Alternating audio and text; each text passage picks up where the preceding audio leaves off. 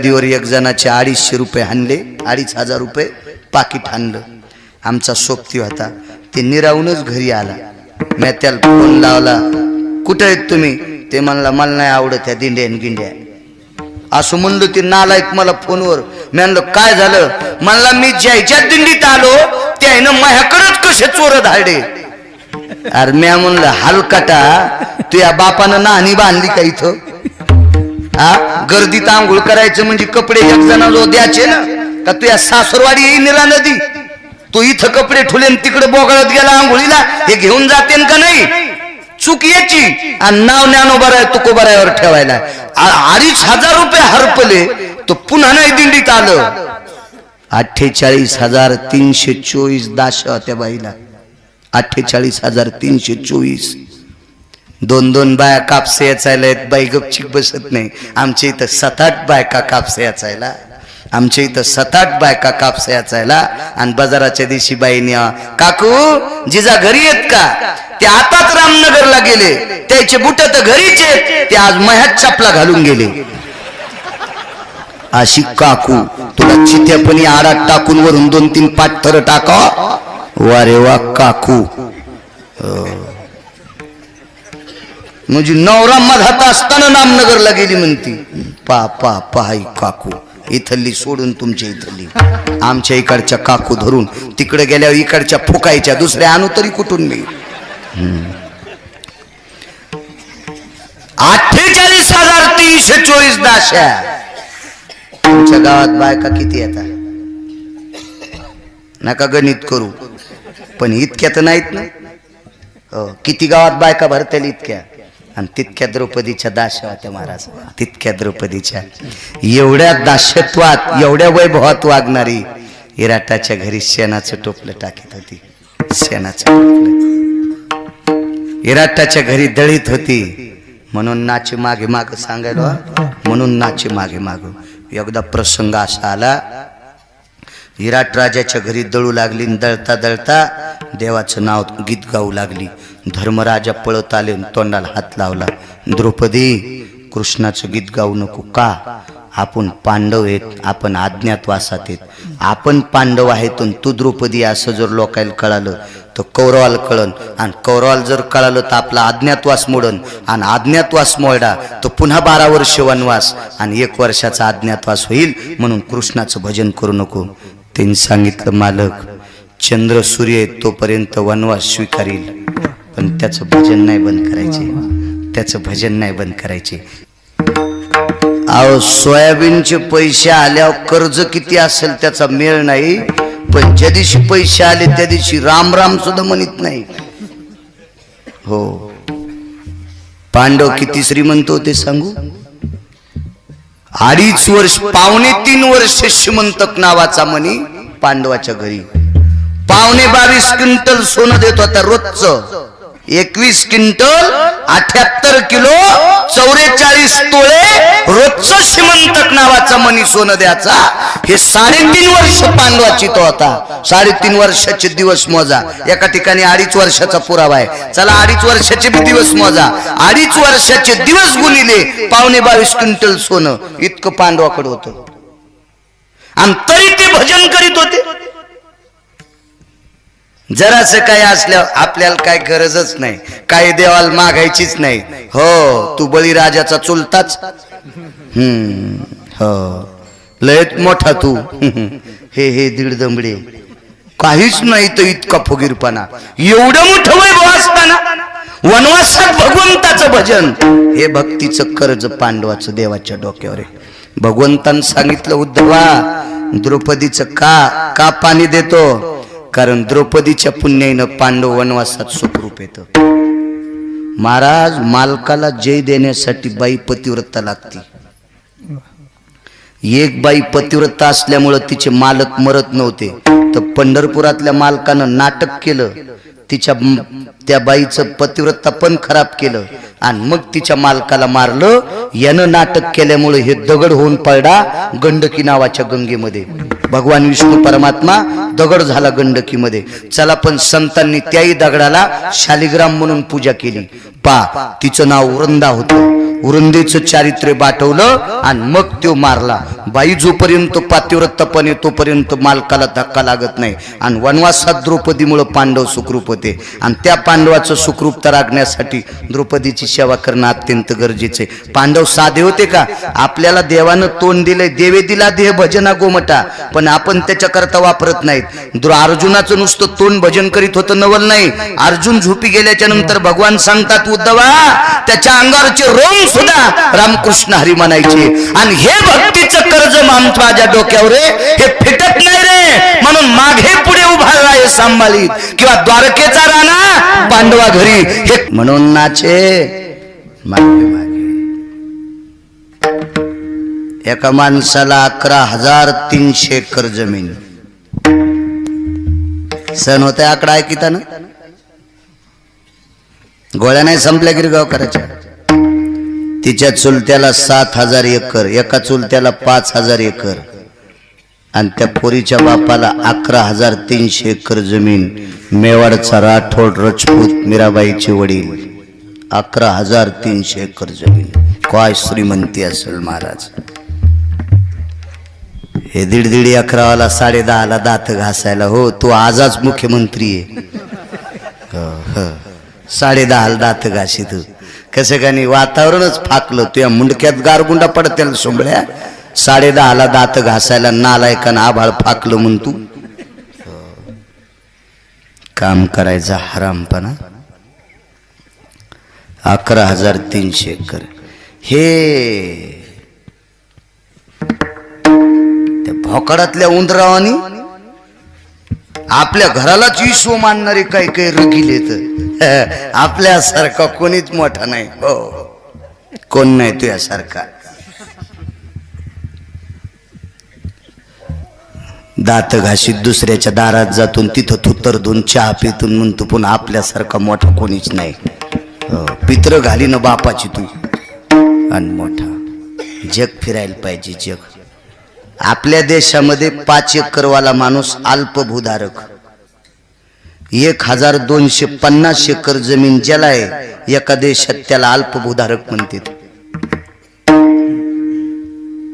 आणि हे पाहासाठी आता काही लय अवघड नाही. तुमचा काळ साधा होता महाराज.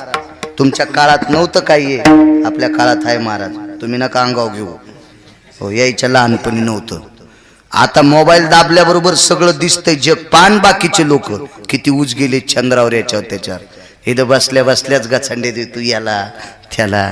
महानंबरी फिरायला पाहिजे काहीतरी. तो जग. आमची इथं इसच अभंग एक जणाला येत होते. ते म्हणलं महाराज तालुक्यात आपल्यासारखं कोणी पाठांतराचा नाही. त्याला मी ज्ञानोबारायच्या सोहळ्यात नेलं. सकाळची मालिका सुरू झाली तर ज्ञानोबारायची पालखी टेकूस तरी एक जणांना मालिकाच हातात घेतली नाही. म्हणलं इतकं पाठ आहे का तू? ते म्हणला पाया पडतो बापा, मरूस तर म्हणणार नाही आता कोणी.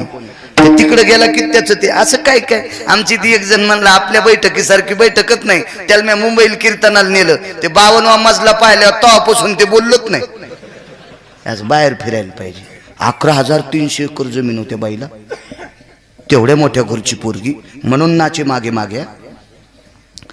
भजन करू लागली ती. बाईनं भजन करून असं नाही. बाईने भजन करा, पण बाईने बाईतच करा. हा, करायचं भजन त्यांनी. तुमच्या मीटिंग भरी जा. मस्त बायकायचा काकडा, बायकांचा हरिपाठ, पण गाथ्यातलीच म्हणी जा. तुम्हाला गिरगावकराची शपथ आहे.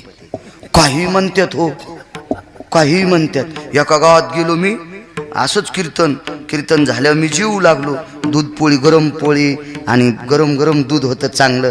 मी ज्याच्या दारात वगारू आहे तिथलं दूध खातो.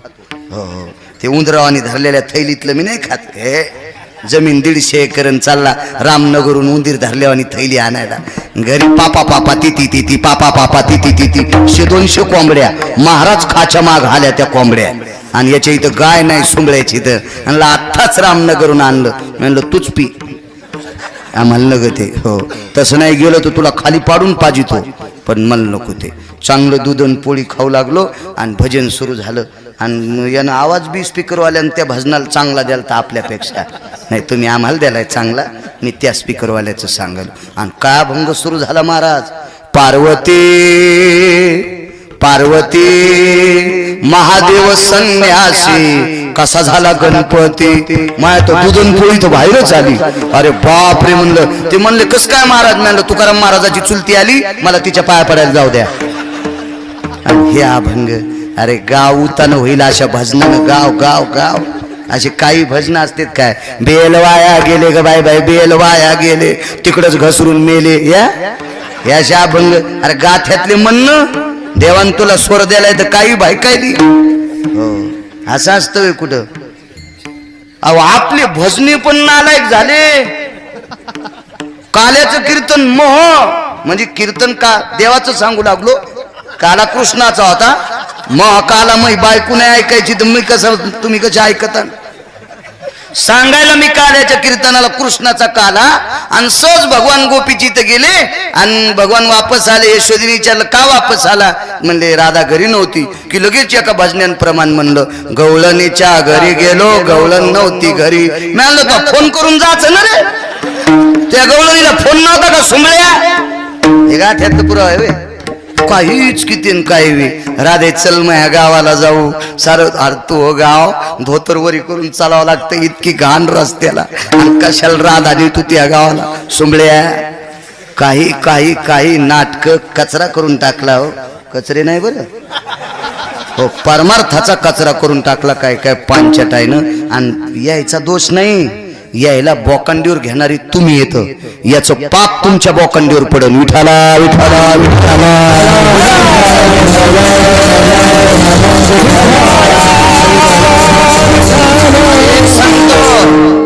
दारू पिणाऱ्या भजनाला ज्यानं बलीला असेल त्याचं पाप बलिणाऱ्याच्या बोकांडीवर.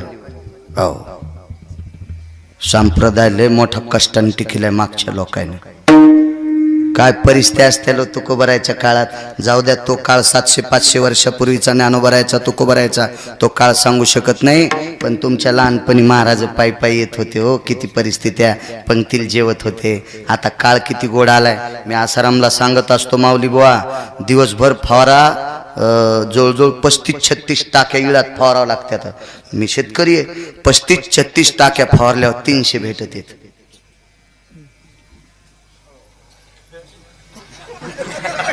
आणि एक चाल म्हणल्यावर सांगायचं नाही. हो पण कसे जपावं लागते महाराज. हे पैसे धाब्यावर नाही खर्चायचे. हो झोपीत झोपीत झोपीत भिताड पडन. याचा अर्थ सांगू का तुम्हाला. चित्त्यापणीच लेकर तुझे पित्र घालतील. हो म्हणजे तुला म्हणलं म्हणजे तुला एकट्याला नाही बरं का. शहाण्या सासून पोरीला शिवी द्यायची, सुनाला जापवायचं. थोत्तर तोंडे पोरील म्हणायचा आणि सुनान शहाणपणा गप आपला आखून घ्यायचं. बाई हे आपल्यालाच झपके येतं. हो हो हो हो सगळं त्याच्यात मी पण आलो. मला 4दा विचारले महाराज कवा जेवतान. इतकं जर सुंदर विचारित असतील माणसं. अहो माणूस पळत आलो ते जावायला पळायचं नाही. ते माणूस तुम्ही होते गाडी घेऊन, गाडी पुढे आले होते माणूस पळत आला. महाराज माझ्या बैठकीत तुमची अवस्था आहे. पळत आलं ते धुरड्यात आमच्या गाडीचं धूळ त्या माणसाच्या अंगावर. आणि ते माणूस बाळू महाराजाच्या गाडी पुढे पळायला लागलाय. किती लोक प्रेम करतात. आणि इतकं प्रेम करून जर गिरगावकर धाब्यावर जेवत असेल तर तुझ्या अंगावरून गाडी जाईन कोणाची. नाही अपमान करायला पाहिजे. ज्ञानोबराय तुकोबरायचा लय संप्रदाय जोपासलाय माणसाने. अत्यंत गोड गोड गोड इतका गोड संप्रदाय जोपासणारी माणसं आहेत. पैशाचा कहर झालेल्या नालायक लोकांना आगावपणा नाही करायचा. असो काय सांगू लागलो. पोरगी भजन करू लागली. पण महाराज ती मुलगी भजन दार खिडक्या लावून करीत होती. काही काही बायका म्हणल्या महाराज आम्ही भजन करू नये का. करा बायकांनी भजन करा. वयस्कर महिला मंडळींनी मस्त भजन करायचं. शास्त्र सांगते कमी वयाच्या बाईनं इज्जतीत राहायचं, प्रतिष्ठेत राहायचं, सन्मानात राहायचं. कारण या देशाची पवित्र संपत्ती काय असेल तर स्त्री आहे महाराज. या देशातलं सर्वात मोठं जडवड रत्न काय असेल तर देशाची स्त्री आहे. सांगू का कशामुळं. राम तुमच्या पोटी जन्माला आले. कृष्ण तुमच्या पोटी जन्माला आले, ज्ञानोबाराय तुकोबाराय तुमच्या पोटी जन्माला आले, शिवयोगी महात्मा कोणीतरी एका माऊलीच्या पोटी जन्माला आलेत. म्हणून अशा महात्म्याला जन्माला घालणाऱ्या तुम्ही रत्न नसून रत्नाची खान आहात, खान. पण तुम्ही आचरण सांभाळा. हो, बाई सामान्य नाही. तुका म्हणे पतिव्रतांना तिची देवावरी सत्ता, एवढी मोठी ताकद आहे. अहो, जाघरी कुलस्त्रिया राज्य राणी व संपत्ती. सकाळच्या काकड्यात तुमचं वर्णन आलंय माझ्या माईंनो, इतक्या तुम्ही मोठ्या आहात. आणि खरंच बायका गोड वागतात आपल्या देशातल्या. सीतेच्या पुढे अंगठी टाकली, अंगठी, हे मला असा नाद इचकायचा, कोणाचं नाही इचकीत. अंगठी टाकली सीतेच्या पुढे, कोणी माहितीये? मारुतीरायानं ती अंगठी दिली ती महर्षी अगस्तीने प्रभू रामचंद्राला. कारण प्रभू रामचंद्रन सीता घरून निघले त्यावेळेला अंगावर दागिने नव्हते. आणि जर अंगठी असती तर नावाड्याला दिली नसती का? सुखदेव बुवा दिली असती ना, पण नव्हती. नवग्रहाची अंगठी दिली ती. आणि रामप्रभूंनी सांगितलं, हनुमंता सीतेला भेटल्यावी अंगठी द्या. तर मारुतीरायाने सांगितलं, देवा ही अंगठी ओळखतील, पण सीता मी कशी ओळखू? प्रभू रामचंद्राने सांगितलं, जिथं सीता बसती ती जागा राम राम म्हणती. जेथ सीतेची वस्ती घडे राम राम स्मरती झाडे. जिथं सीता बसली ती जागा राम राम म्हणती. ठीक आहे म्हणले प्रभू, काय हरकत नाही, ही अंगठी ओळखत्याल, काय हरकत नाही. महर्षी अगस्तीने दिलेली अंगठी सीतेनं पाहिलेली हे ओळखतील. शेपटीत बांधून अंगठी नेली. अशोक वाटिकेत सीता किती दुःखात असेल. माझ्या भारतातली एक बाई बघा, म्हणून तुम्ही किती मोठ्या त्याच्यावर सांगतोय. तुम्हाला काही आगाव बोलायला मी काय तुमचं मग काय भांडण थोडंच आहे? हो, अद्याप नाही. तुम्ही खरंच अधिकारी आहात आणि म्हणून चुकू नये याच्याकरता बोलतोय. नाही तर काय तुमचं मग काय घराला घर नाही, बांधाल बांध नाही, काय नाही. तुमचं धुपन मला नाही, मग तुम्हाला नाही. पण वस्तुस्थिती आहे आणि वक्त्यानं पटकन खरं बोललं पाहिजे. एक जण म्हणला, महाराज इतकं कडक बोलल्यावर तुम्हाला कीर्तनाला कोण नेईल? म्हणलं, बसकर सुंबळ्या, मला श्रीमंत करायचं का भिकारी करायचंय? पंढरपुरातल्या मालकाच्या हातात आहे. तुम्हाला 30 गाव पठ्ठ्याल 36 गाव. विठाला विठाला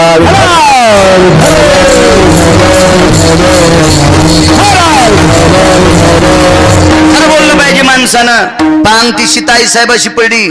बाई किती दुःखात असल. हातात दाताच्या राक्षसनी भावताल होत्या. किती दुःख असेल महाराज सीतेला. आणि तेवढ्या दुःखामध्ये मालकाचा स्पर्श झालेली अंगठी पाहिली की नाथ बाबाची ओई आहे, तेच आचळू सरसावला. सीतेनं पदराला हात लावला का? कारण मालकाचा स्पर्श झालेली अंगठीमध्ये मालक बघितले. आणि मालक बघितल्यावर डोक्यावरला पदर खाली नसावा, पदर तो डोक्यावरच होता, पण तेचा आचळू सरसावला. नैवम गांजा कसम लिखितम, हे काय गांजा फुकेन दिलेलं आहे का? नाथांचं वाक्य. तिचा हात पदराला गेला आणि पदर पुढं सरकला. इतक्या पवित्र बायका तुम्ही आहात, इतक्या पवित्र, इतक्या पवित्र. म्हणून तुम्ही आचरण सुटता कामा नये. भजन म्हणायचं पण गाथ्यातलं म्हणायचं. माझ्या माईंनो, तुम्हाला गिरगावकराची शपथ आहे, मरण गिरगावकर. विठाला विठाला विठाला.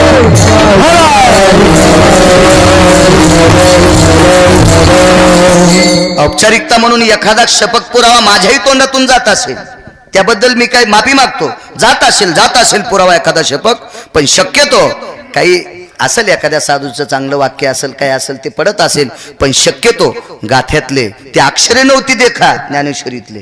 ब्रह्म साम्राज्य दीपिका हे ज्ञानोबाराय तुकोबारायचे जे अक्षर आहे त्या संतांचे, हे अक्षर नसून आपल्या उपदेशाच्या. सहज बोलणे हे तर उपदेश, ते गाथा आपल्यासाठी उपदेश ठरलेला आहे. आपले माथे दुरुस्त करण्याची ताकद त्याच्यात आहे. आणि ते शास्त्र वाचायचे. भांगाऱ्या भोंगाऱ्याचं बोखंडीवर घ्यायचं नाही. विठाला विठाला विठाला.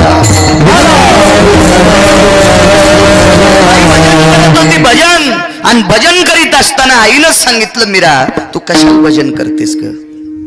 आई, भजन करा वाटते, मला खरं वाटतंय म्हणून नाचे मागे मागे. हो, कालांतरानं भजन करीत असताना 1-2 महिने गेले, बसून भजन करू लागली. पण देव बोलणं गेला. तिच्या घरात सुंदर देवघर होतं आणि त्या देवघरामध्ये अष्टधातूची कृष्ण परमात्म्याची मूर्ती होती. देव बोलच न. तिने विचार केला, बसून भजन केलेलं याला आवडून, आता आपण उभं राहून भजन करा. उभं राहून भजन केलं महिनाक्ष तरी बोलणं. नाचून भजन करू लागली, नाचली तरी बोलणं. बावरी हाती घेऊन एक तारी मीरा भजन करी. एक तारी आणि चिपळी. चिपळी हे वारकरी संप्रदायातलं वाद्य. तुकोबारायनं चिपळी वाजिली, नाथबाबानं चिपळी वाजिली, नामदोरायनं चिपळी वाजिली, चोखोबारायनं चिपळी वाजिली, वारकरी संप्रदायातलं वाद्य चिपळी. नारदानं चिपळी वाजिली, 6व्या क्रमांकाचा संन्यासी. 19 संन्याशापैकी 6व्या क्रमांकाचे संन्यासी देवर्षी नारद जीवनभर भजन विनाने चिपळी वाजून केलं. चिपळी वारकरी संप्रदायातलं वाद्य. तिने एकतारी वाजिली. हल्ली बी एकतारीवरले भजन होते पण गांजा वडून. मया झोपडीचा बांबू लई किडका, मई झोपडी कशा गुदगुल्या सुटल्या आमच्या महाराजाला. त्याचा काय दोष म्या म्हणलं. हे अशी भजन होते. नाही नाही नाही, गाथ्यातले म्हणा, पुराणातले म्हणा, ही भजन काही काही चांगले. दुनियादास महाराज राष्ट्रसंत होऊन गेले. गोड भजन, तुकडोजी महाराजांचे गोड भजन, चांगल्या साधूनं गायलेली भजनं. मी काही वाईट म्हणणार नाही. अधिकारी राष्ट्रसंत दुनियादास महाराज, राष्ट्रसंत तुकडोजी महाराज, गोड गोड पुरावे. त्यांचे सुद्धा पद सुंदर आहेत. कबीरांचे पद असतील, मीराबाईंचे पद असतील, अशा लोकांचे. पण मधल्या भांगाऱ्या भोंगऱ्याची म्हणते तू काही. पंढरी जाऊ प्रेमानं नाहू, झाला पंढरी संताचा मेळ, वाजे मृदंग टाळ वरी ढगाला. काही काही काही असं असतं. चुकीच्या गोष्टी आहेत, चुकीच्या चुकीच्या. असं काही बी म्हणायचं नाही, काही बी नाही. शास्त्र आहे, पुरावा आहे. असो अहो, चांगल्या माणसांचं काव्य चांगल्या. मी काही लोकांच्या कविता सुद्धा गोड म्हणतोय, पण चांगल्यांच्या. कोणाच्या कविता नाही. मी ताक पितो, मी दूध पितो, मी वड्यान फिरतो, तो काळ तिकडच कर. काही कविता, काही कविता किती चांगली. अरे कापसावी नवले त्याले बोंड म्हणून, हरिनामावी न बोले त्याले तोंड म्हणून. अरे कापूस निघत नाही त्याला बोंड म्हणायचं नाही, आणि हरिनाम घेत नाही त्याला थोत्तर म्हणायचं नाही. काय कविता गोड. रामकृष्ण नामे ही दोन्ही साजिरी, किती गोड. अशा अशा काही काही कविता, काही काही कविता, काही पण. ती रस्त्यान चालली, 10 दिशांनो फुले टाका, तुम्ही तयार नसाल हृदयाचा गालीचा टाका. सकाळी पाणी नेत नाही सुंबळ्या, आणि तो हा गालीच्यावर कोण बसून पांचटा. काही असते का त्या प्रेमाच्या कविता. अरे प्रेम बघायचं असेल तर 28 स्त्रियांचं बघा. खापराचं प्रेम वृषाली. खापर खापर गाडगं फुटलं बारात पाणी देताना, तेच खापर प्रेमाचं प्रतीक म्हणून कर्णाने दिलं. आणि मरेपर्यंत ते खापर अंचुक नावाच्या कपड्यामध्ये वृषालीनं बांधलं. ज्यावेळेला कर्ण पार्थिव देह लाकडावर टाकला, त्यावेळेला वृषाली सती गेली आणि अंचुक नावाचा कपडा खाली पडला. जगाच्या मालकानं कपडा उकारला आणि त्याच्यातलं खापर कृष्ण परमात्म्यानं विटेवरच्या मालकानं हृदयाशी लावलं. ते प्रेमाचं प्रतीक म्हणून खापर होतं. कर्णाचं भेट दिलेली ते वृषालीचं अंचुक नावाच्या कपड्यात बांधलं होतं. अंचुक नावाचा कपडा कशाला म्हणतेत सांगता येतं की इथं बसलेल्या बायकायला. किती महाराज फुकल्यावर सुधराता तुम्ही. कशाला म्हणतेत अंचुक नावाचा कपडा. हा तुमचा दोष नाही, आमच्या लोकांचा दोष आहे. यायलाच पत्ता नाही तर तुम्हाला काय पत्ता आहे. विठाला विठाला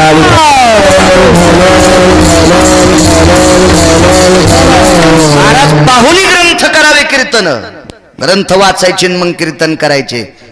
ऐकून कीर्तन न करावे कीर्तन. ग्रंथ पाहायचे, ऐकून कीर्तन सांगायचं. एक जण म्हणला रावणाला 36 तोंड होते.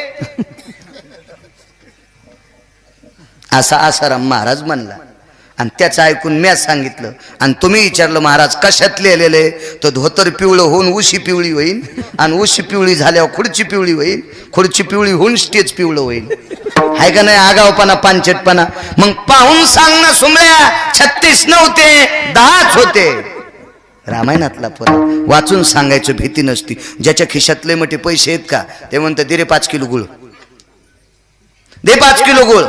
आणि ज्याच्या खिशात ते म्हणत काय किलो गुळ आहे, दुकानदाराला माहिती खाला आलंय, तो छटाक खाईन घरी जाय. तो घ्यायला नाही आला. ते हुशार असते गुळ विकणार माणसं. काय काय खपक्या गोळा खातेत. हो खाऊन खाऊन पाहून गुळ घेत असते. तू तर किलोकसा तिथंच मुर्दा पाडशील त्याचा. असं नाही, ग्रंथ बघायचे कीर्तन. चला अंचुक नावाच्या कपड्यात काय काय काय गोडवा आहे, गोडवा आहे आपल्या शास्त्रामध्ये. असो बाई भजन करू लागली. मग तिनं चिपळी आणि एकतारी घेतली. पण तरी देव बोललं. आता तिनं चाळ बांधले. पग घुंगरू बांध मीरा नाची रे.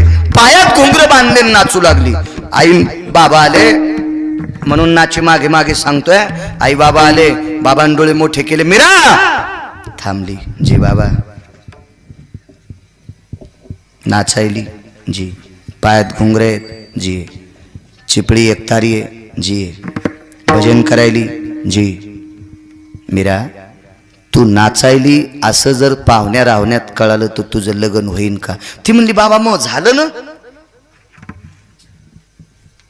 वडील म्हणले डोकं खराब झालं का तू? तो लग्न कुठं झालं? वरिले सावळे परब्रह्म, ह्या समोरच्या देवघरातल्या मालकाशी मी लग्न केले. ब्रह्मांडाच्या मालकासोबत लग्न केल्यावर बस स्टँडला फुटाने खाणारे संकाशी लग्न करायचं महाराज? त्याच्याशी लग्न केलं म्हणले. हो. वडील म्हणले येडपट हेस तू, येडपट, तू भजन करायचं नाही. नाही म्हणले बाबा करणार. ठीक आहे, तू ज्याचं भजन करतीस तू त्याला पती मानतीस ना, तो तुला किती मदत करतो बघतो. एका दुधामध्ये विष टाकलं. विष इतकं विषारी होतं महाराज, ते दूध आणि ते विषारी दूध तिथं नेल्याच्या नंतर त्या घराचा कलर काळा पडला होता. घराचा कलर इतकं विषारी होतं, इतकं विषारी. 11 वाजले वाटते नाही का? नाही, असं असतं. 21 किलोची पाहिली काय तुमची? हा, रिसोड माप आगावत माणसं. 11 वाजून बी नाही म्हणायले, हाय का नाही? हाय. नाव मावली रे मावली, नुकती धावली, असं असतोय कुठं? चला वाजू द्या, 10-5 मिनिटं पुढं सरकतो. हां, अरे वा, सुखदेव बुवा असे वकील म्हणल्यावर मेला गिरगावकर. असू द्या. चला, शिवयोगी बाबांची सेवा पुढचा 10 मिनिटं. त्या विषयानं ते घर काळं पडलं. चल घे विष, नाही तर भजन बंद कर. घ्या इकडे म्हणले बाबा. आई बाबा, तुमची मुलगी असल्यामुळे तुम्हाला पाजा वाटायचं नाही, द्या माझ्याकडे. तो विषाचा प्याला घेतला आणि त्या मालकाला दाखिला. जगदानंद कंद जगतपती द्वारकाधीश कृष्ण परमात्मा तुझं निष्ठेनं भजन करते, आणि तुझं भजन करीत असताना जर विष प्यायची वेळ आली तर तुला वात्सल्य सिंधू कोण म्हणेल? डोळे झाकले, पिऊन टाकलं. जोरात भजन करू लागली. वडिलांनी पत्नीला विचारलं, लक्ष्मी, मीराची काय परिस्थिती आहे? पहिल्यापेक्षा जास्त नाचायली. विष पिऊन टाकले. खरंच पिलंय का? खाली पडल्याला ग्लास 5-4 मांजरायनं नुसता वास घेतला तर जाग्यावर मांजरा 10 मेले. इतकं विष विषारी होतं महाराज. नुसत्या ग्लासाचा वास घेतला भरक्या तर 10 मांजरा मेल्या. इतकं विष. आणि हिनं पेल्याच्या नंतर ही गेलीच नाही. मीरा, विष पेलं तरी तू जिवंत आहेस. बाबा बाबा, माझ्या मालकानं, माझ्या पतीनं विष शोषण केले. बघा, अष्टधातूची मूर्ती काळी पडली होती. अष्टधातूची मूर्ती काळी. विष त्यानं पेलंय आणि दूध हिच्या पोटात, हिच्या पोटात, हिच्या पोटात. मीरा, काय टोक गाठलं असता. बाबा, तुम्हाला याच्या पलीकडची प्रचिती बघायची का? तुम्ही फक्त पलीकडच्या घरात खिडकी उघडून थांबा. मीराबाई नाचून भजन करीत असताना एवढ्या रंगल्या, एवढ्या रंगल्या, एवढ्या रंगल्या. अहो, आपल्या भजनात देव जर रंगला तरच भजन कडीला गेलं. नामदेवरायाच्या कीर्तनात नामदेव कीर्तन करी, पुढे देव नाचे पांडुरंग. किती रंगला, नाचता नाचता देवाचा गळाला पितांबर. काय भक्तीचं टोक असेल महाराज. येडा आहे का नाचायला? आई वडील पलीकडच्या घरात खिडकीतून पाहू लागले. ही नाचत असताना अष्टधातूची मूर्ती चेतन झाली आणि हिच्या भोवताल नाचत होते. चला, उद्धवान प्रश्न केला, देवा, माय विष पाजायला तयार झाली, बाप विष पाजायला तयार झाला. बापाने एके दिवशी, थोडं पाठीमागे या, म्हणजे जागच्या जागेवर पुराणात उदाहरणात, तो बापाने विचारलं, पोरी, जर लोकायला कळालं. तिनं सांगितलं, लोकायला कसं कळल बाबा?